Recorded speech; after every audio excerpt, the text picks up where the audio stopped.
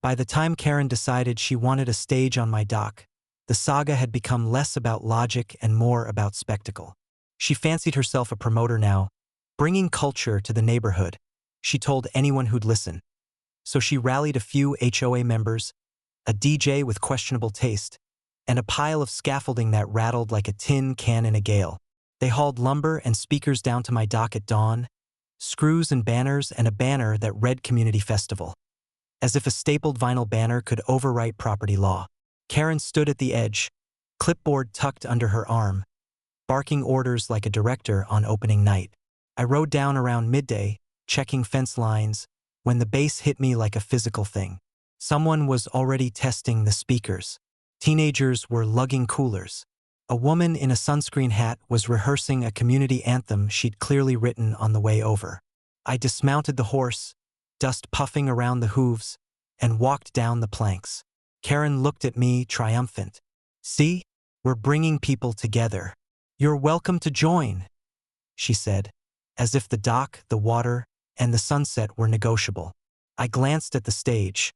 A hastily nailed platform, plywood corners, speakers tied with frayed rope. It was wobbling under the weight of the PA, the lighting rig, and about a dozen people crowding it to test volume. The boards creaked an ominous warning. "Karen," I said slowly, "that stage looks, well, precarious." She sniffed. "Nonsense. We had professionals." "Professionals," I echoed, remembering the last time her contractors had fixed my fence. Still, she was confident. She climbed up and struck a theatrical pose. Her followers cheered. The DJ killed the test tone and cued a pulsing beat. People danced. The dock swayed like a ship. Kids shrieked with glee. I watched them for a long moment. Then I walked back to the boathouse. Inside, under a tarp, was something I'd installed the year before, a hydraulic emergency release system for the dock. It was my insurance policy, call it paranoia or precaution. The system could loosen a set of hydraulic pins and drop the central stage a few inches into a controlled tilt, enough to unsettle a structure that wasn't soundly built, but designed not to injure anyone if used carefully. I'd never used it until that day. I flipped the safety cover, checked the pressure gauges, and dialed the failsafe. No one saw me. No one heard the tiny mechanical hum before the dock changed its mood. At first, the tilt was subtle, an almost imperceptible shift from level to an inch off. People laughed. "It's just a breeze," someone said. Then the tilt increased by another inch. Chairs slid. A speaker tipped and clanged into the wood. The DJ hooped and laughed, then grabbed a microphone to steady himself. The anchor points groaned. Karen kept posing, oblivious, smiling for social media stories while the platform leaned like a drunk at last call. Her heels found gaps, her clipboard slipped from her hands, and she flailed to catch the edge of the stage. The crowd's laughter turned nervous. Teenagers hopped down, clutching coolers. The band abandoned their instruments mid-anthem. I eased the release a touch more. The tilt reached an angle that recommended evacuation. People started moving, slowly at first, then in a hurried pack as the speakers slid and a string of lights toppled with a clatter that sounded like falling teeth.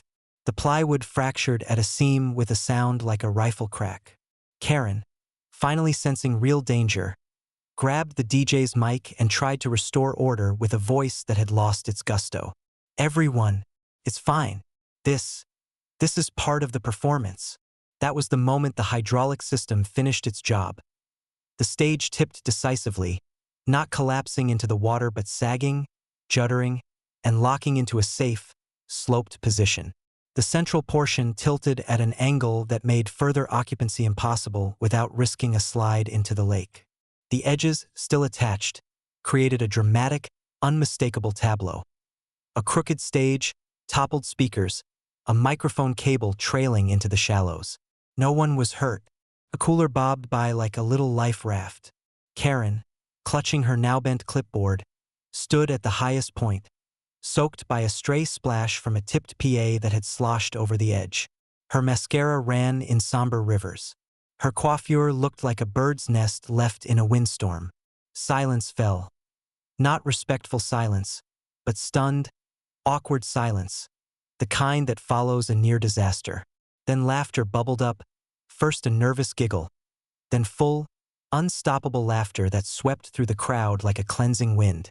People shook out towels, righted lights, helped the toddlers to safety. The sheriff, who had come down to check on the noise complaint, leaned on his patrol car and chuckled until his sides ached. Karen wobbled down the ramp, blotched and furious, sputtering about sabotage, safety violations, and how dare I. She fumbled for her phone, but no one took her seriously. A teenager handed her a plastic cup of flattened punch. Half sympathy, half mockery. "You could have been hurt," I said, calm and cold. "You could have taken someone else with you." She raged, but the words fell flat. The hydraulic release had done its work. A nonviolent, uninjuring demonstration that her stage had been unsafe. The dock standing crooked was proof enough for the county inspector, who arrived an hour later with a clipboard and a look of weary approval. Within days, the HOA was slapped with fines for unsafe construction and unlawful use of private property for public events. The stage was condemned, dismantled piece by piece, the boards recycled into practical, sensible things like new barn shelving and a feeding trough. That evening, the sun sank low over the lake, painting the water in molten gold. Children collected squishy craft beer cans and abandoned flip-flops, and families walked home with soggy shoes and new stories to tell. Karen, bedraggled and irate, huffed off in her SUV, her plans soggy and ruined, but intact in her memory as yet another battle she'd lost. My hydraulic system rested quietly under the boathouse roof, tucked back under the tarp, and Max nosed at the shoreline, sniffing the air like a judge of character. There are many ways to fight nonsense, I thought as I watched the last of the lights go out.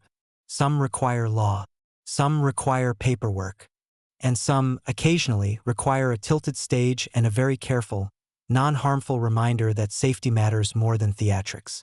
Out here on my land, the rules are simple.